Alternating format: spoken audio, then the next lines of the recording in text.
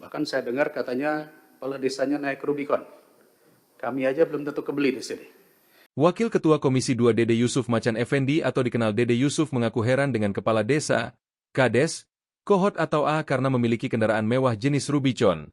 Dilansir dari Kompas.com, 31 Januari 2025, menurut Dede, hal ini sangat mencolok, mengingat anggota Dewan Perwakilan Rakyat, DPR, belum tentu mampu membeli mobil tersebut.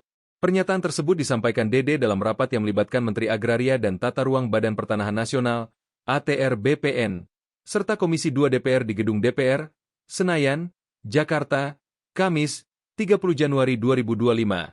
Dalam kesempatan itu, Dede memfokuskan perhatian pada Desa Kohot. Desa tersebut memiliki karakteristik unik, berupa jumlah hak guna bangunan, HGB, pagar laut yang paling banyak, mencapai 263 bidang yang mencakup luas 390 hektar. Dede mencatat, di desa lain di Kabupaten Tangerang, tidak terdapat HGB pagar laut yang signifikan, bahkan hanya ditemukan 3 bidang di satu desa. Dede Yusuf pertanyakan banyaknya HGB pagar laut di Desa Kohot. Pertanyaan Dede berlanjut. Ia ingin mengetahui alasan dibalik tingginya jumlah HGB pagar laut di Desa Kohot, terutama mengingat tidak adanya perluasan proyek strategis nasional, PSN, di wilayah tersebut. Dede kemudian mengungkapkan kebingungannya mengenai situasi ini kepada Pak Nusron, menggarisbawahi keunikan Desa Kohot yang memiliki jumlah HGB paling banyak dibanding desa lainnya. Selanjutnya, Dede menyentuh isu gaya hidup Kades Kohot yang mengemudikan mobil Rubicon. Ia berasumsi bahwa kekayaan yang dimiliki Kades Kohot menunjukkan adanya dugaan permainan antara pengembang dan wilayah tertentu di desa tersebut. Dan saat ini kepala desa itu sudah dipanggil kejaksaan, kalau saya tidak salah ya, terutama yang Kohot. Agak unik ini, karena Desa Kohot ini hampir mayoritas 263 bidang, 390 hektar ada di situ. Di desa lain, malah tidak ada, hanya ada mungkin satu desa yang 3 bidang gitu ya. Nah pertanyaan saya yang terbesar adalah, kenapa Desa Kohot?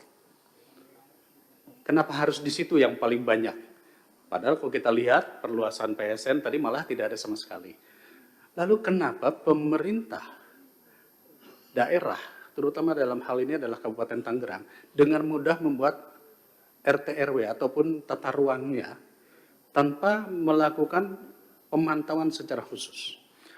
Saya mengapresiasi yang disampaikan Mas Menteri tadi, bahwa ini ada oknum ATR yang bersalah dan sudah dilakukan penindakan. Saya pikir ini sangat bagus karena jadi tidak melebar kemana-mana. Kita tahu bahwa usulan-usulan di bawah sekian ribu meter itu adalah di level kantah. Artinya ini sudah diselesaikan, oknum-oknum itu harus ditindak. Tentu harus melalui proses jalur hukum. Tetapi sekali lagi, saya masih bingung, Pak Nusron ya, kenapa Desa Kohot paling banyak dibanding dengan desa lain? Ya, bahkan saya dengar katanya kepala desanya naik Rubicon. Kami aja belum tentu kebeli di sini. Jadi ini menandakan bahwa ada permainan antara pengembang atau pengusaha dengan wilayah-wilayah tertentu yang dimudahkan. Dan uniknya, ini Kabupaten Tangerang, ini cukup banyak. Di Jawa Barat, di Bekasi, saya dengar kemarin beritanya, itu oleh pemerintah provinsi ditolak. Penggunaan KPPRL itu ya. Itu ditolak. Padahal sudah mengajukan berkali-kali. Nah, saya tidak mau mencari kesalahan di mananya, tetapi kira-kira prosesnya bagaimana sih dalam proses penentuan RT RW ataupun tata ruang oleh pemerintah daerah, bahkan sampai ke desa. Dan kemudian apakah rekomendasi GIRIK itu hanya cukup dari kepala desa saja? Download Tribun X sekarang, menghadirkan lokal menjadi Indonesia.